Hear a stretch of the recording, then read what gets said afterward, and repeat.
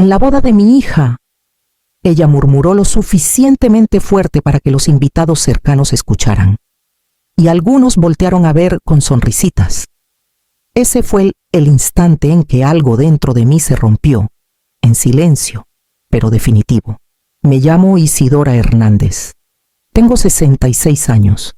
Había llegado a la hacienda Rosales en San Miguel de Allende, aferrándome a una pequeña esperanza de que, a pesar de la tensión de los últimos años, este día pudiera suavizar lo que se había endurecido entre nosotras. Leonora era mi única hija. Quería creer que aún había un lugarcito para mí en su vida, aunque fuera solo un rincón en esta gran celebración que había armado con tanta decisión. Cuando la música de la ceremonia se detuvo y un murmullo recorrió la multitud, levanté la vista, esperando ver a Leonora ajustándose el velo o sonriendo nerviosa antes de caminar hacia el altar. En cambio, alzó la barbilla hacia mí, lo justo para que su voz se oyera. «Esa no es una madre», dijo, con un tono alegre y cortante. «Es una vergüenza». Las palabras me golpearon con una precisión que solo podía venir de alguien que sabía exactamente dónde estaba mi punto más blando. Luego vino la risa, primero dispersa, después creciendo, como una ola de diversión en rostros que nunca había visto. Incluso Leonora se permitió una sonrisita triunfante, como si acabara de corregir un error que el mundo necesitaba presenciar. Al principio no me moví. Mis manos permanecieron cruzadas en mi regazo, firmes de una manera que mi corazón no lo estaba. Encontré la mirada de mi hija. Ella no apartó la vista, así que me puse de pie, lentamente, con cuidado, como si cada movimiento requiriera su propio aliento. Los invitados se callaron, esperando que protestara o me derrumbara o suplicara, pero no hice nada de eso.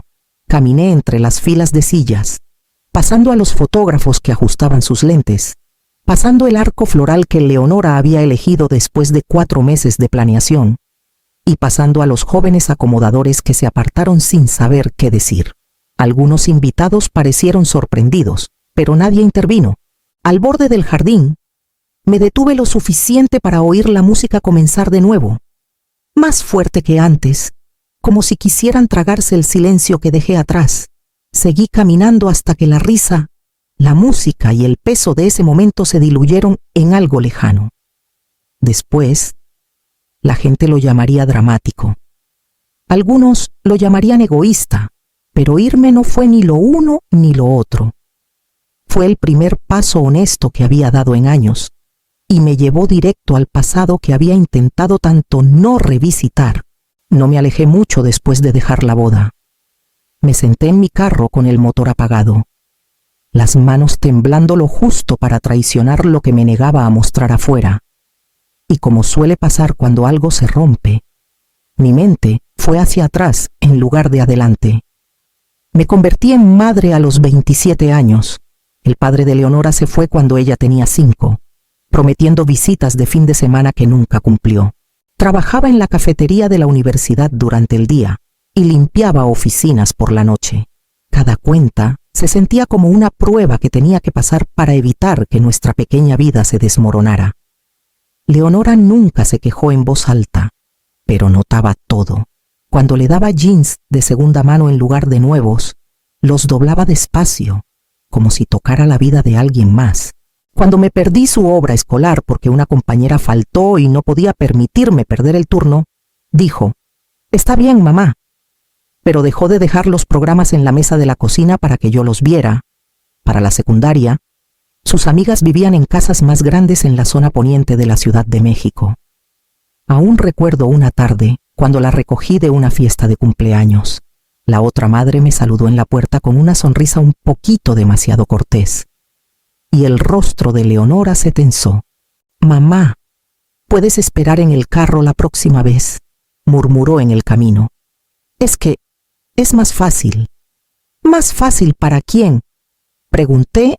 No respondió. Cuando cumplió 16, empezó a trabajar en una tienda de ropa y a comprar cosas que pensaba que la harían encajar.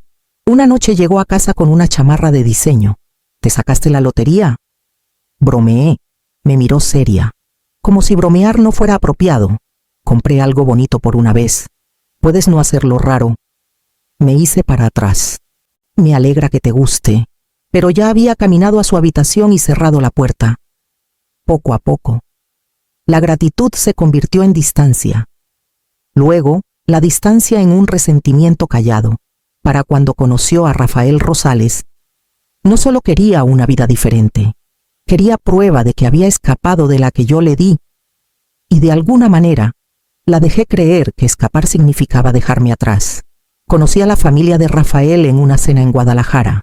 Leonora se pegaba cerca de Gabriela, imitando su tono y confianza. Gabriela me saludó con una sonrisa que nunca llegó a sus ojos.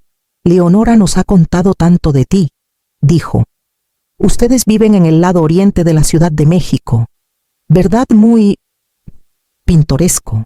Leonora me dio un toquecito en el brazo. Mamá, la familia de Gabriela ha vivido en esta casa por 3 generaciones. ¿No es increíble? Asentí, pero Gabriela continuó antes de que yo hablara. Rafael creció rodeado de ambición.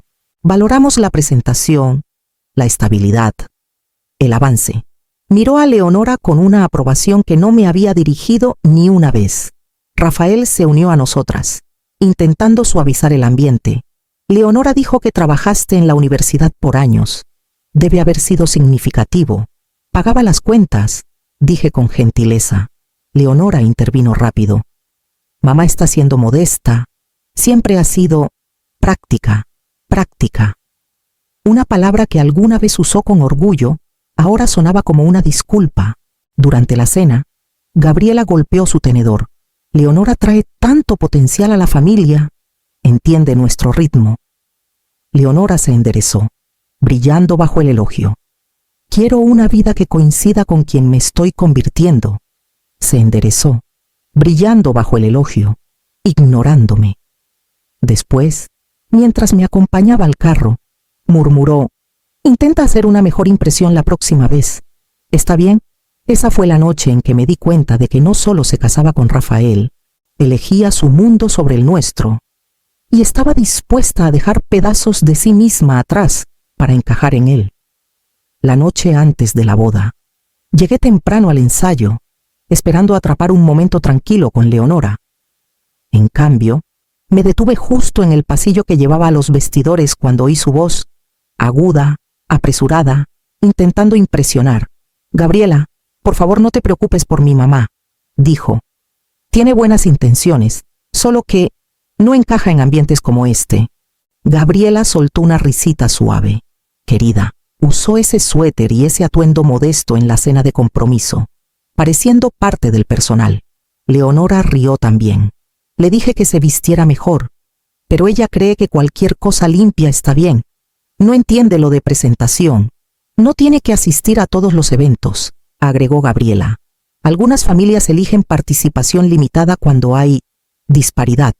Lo sé, murmuró Leonora. Estoy tratando de manejarla. Los parientes de Rafael notan cosas. Una silla se arrastró ligeramente. Leonora moviéndose. Solo no quiero que la gente me juzgue por la forma en que ella vive. La casita, el carro viejo, todo. Mi aliento se atoró.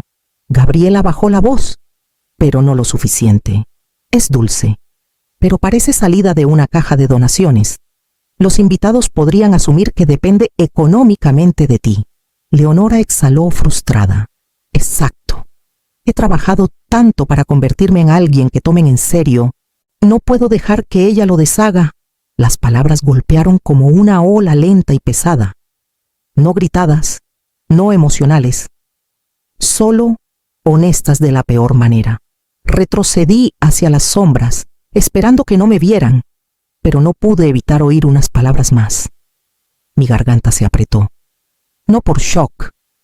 Había sospechado este cambio en ella, sino por la confirmación de cuán lejos había ido. Cuando Leonora salió minutos después, sonriéndome al verme, su voz alegre, la igualé. Mamá, llegaste temprano.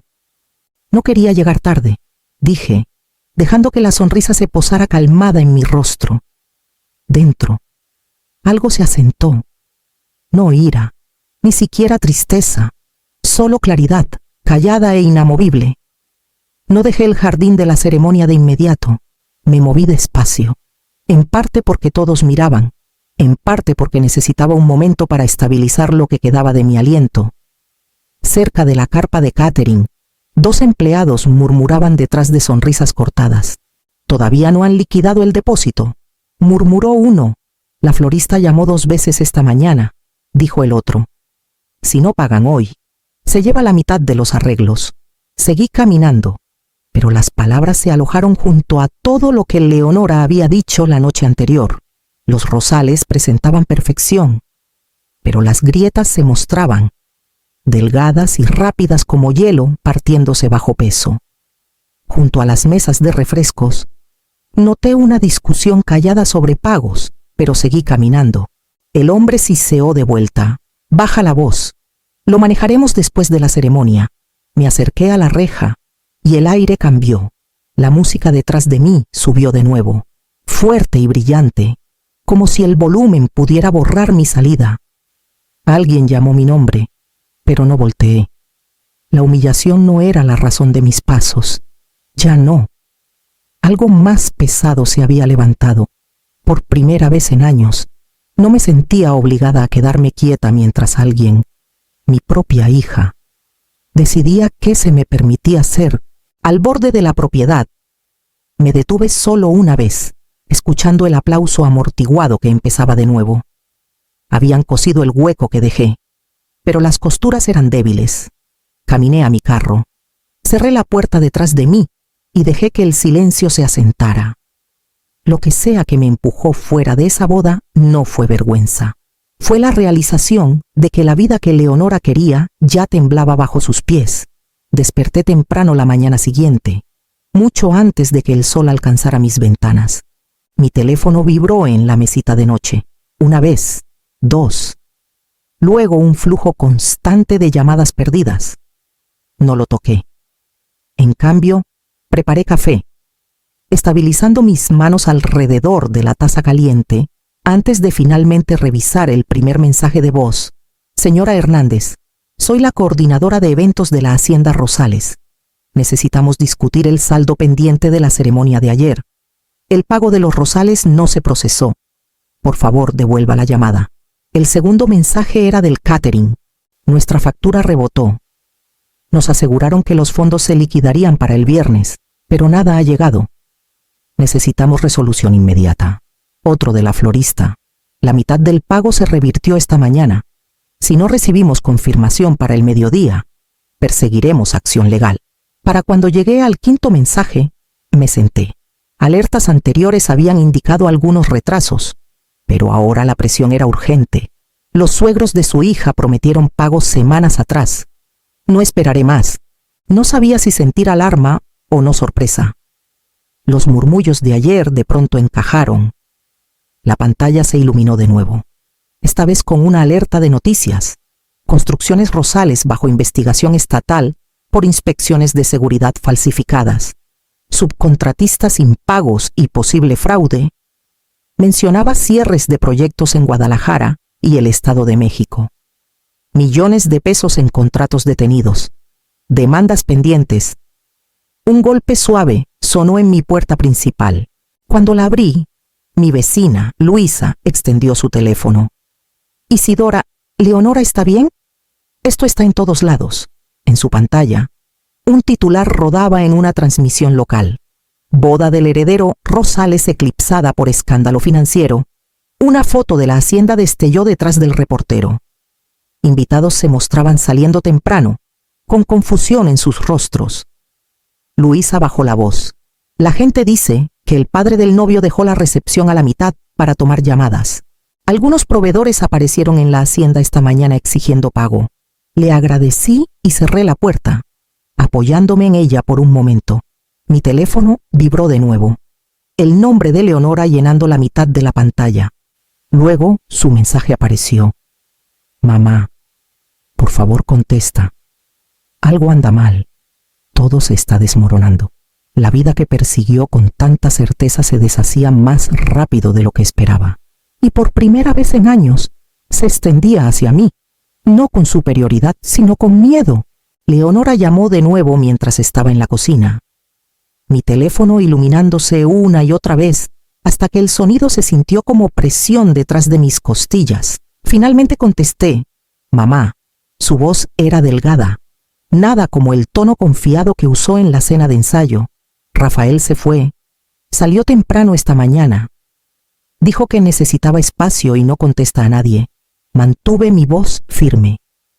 «¿Dónde estás ahora?» «En la casa Rosales. Gabriela no me habla». Antonio grita a la gente por teléfono. «Proveedores siguen llegando. Quieren pago que no tenemos». Su aliento se entrecortó. «Mamá, dicen que la ceremonia ni siquiera está registrada legalmente porque el oficiante se negó sin depósito. Entonces la boda nunca pasó». Dije en voz baja. No discutió. «Todo es un desastre.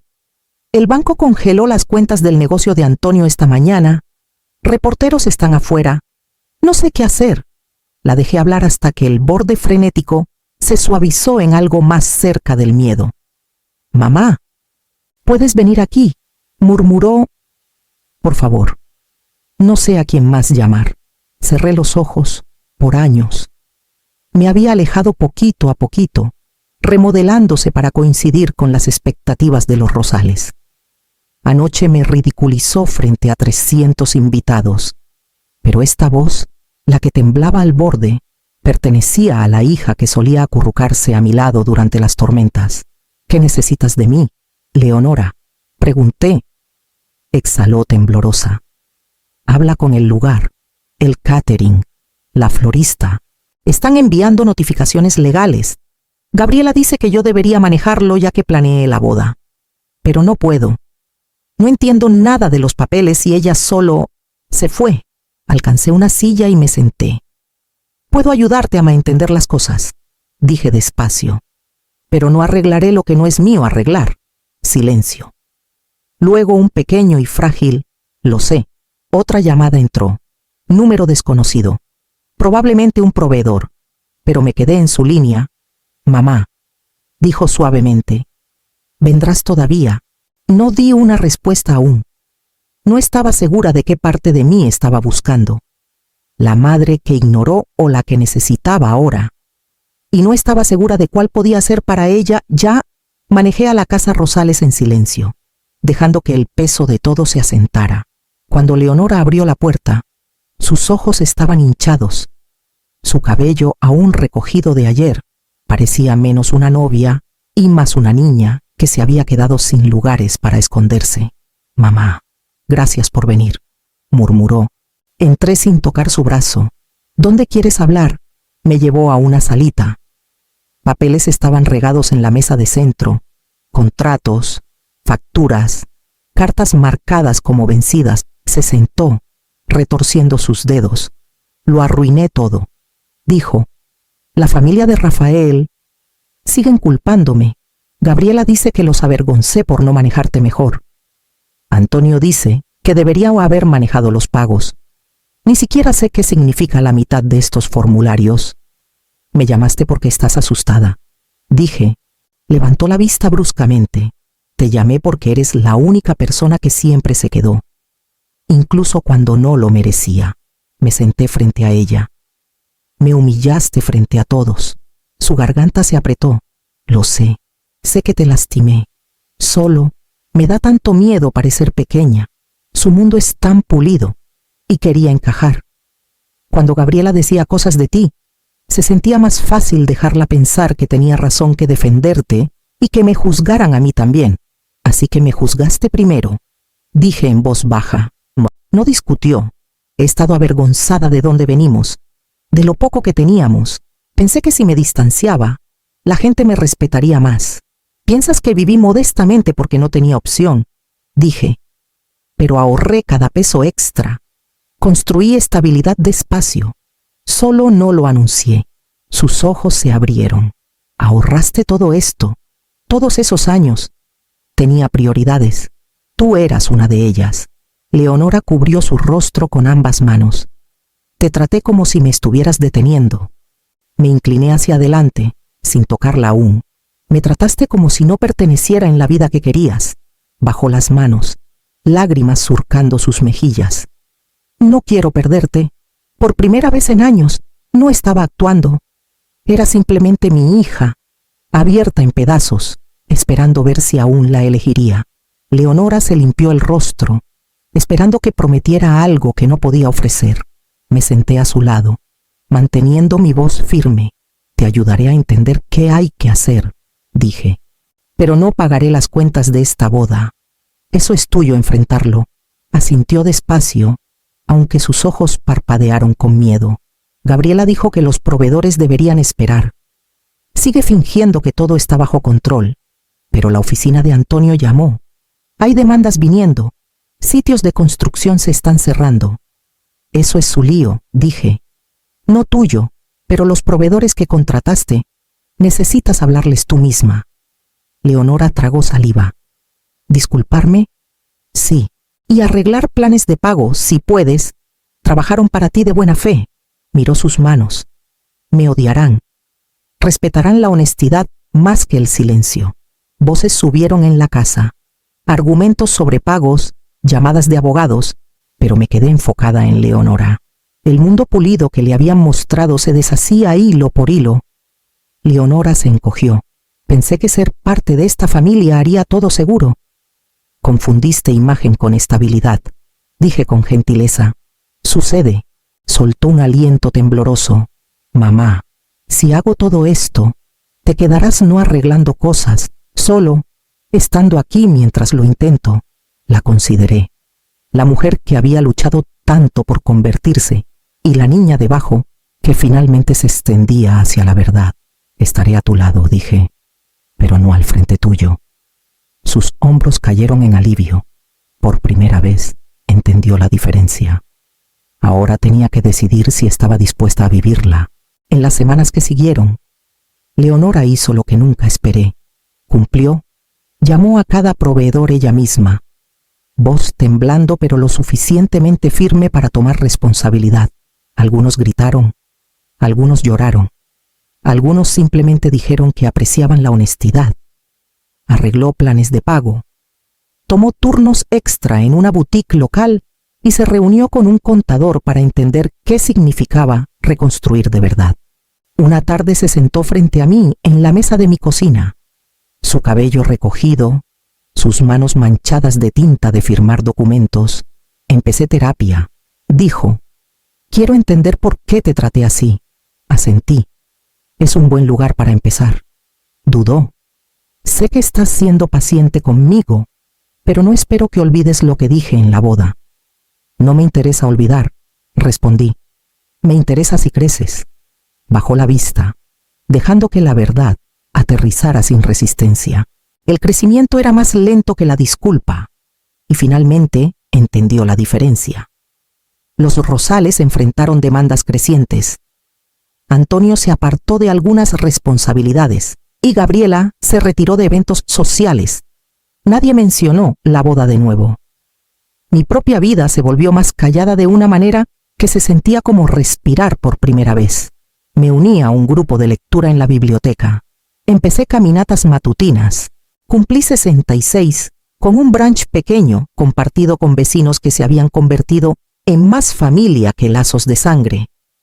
Mis días se volvieron más tranquilos, cada mañana sintiéndose más ligera, como si finalmente pudiera respirar de nuevo.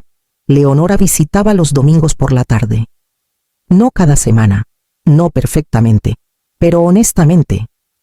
Ayudaba en el jardín, preguntaba por mis libros. A veces solo se sentaba a mi lado sin llenar el aire con excusas. Un domingo, tocó mi mano ligeramente. Estoy intentando, mamá. Lo sé, dije. Y lo decía en serio. Si esta historia llegó a ti, no olvides dar like, comentar o suscribirte para que más gente siga el próximo capítulo de Sanación y Verdad. Al final, la dignidad regresó en silencio, exactamente cuando la elegí.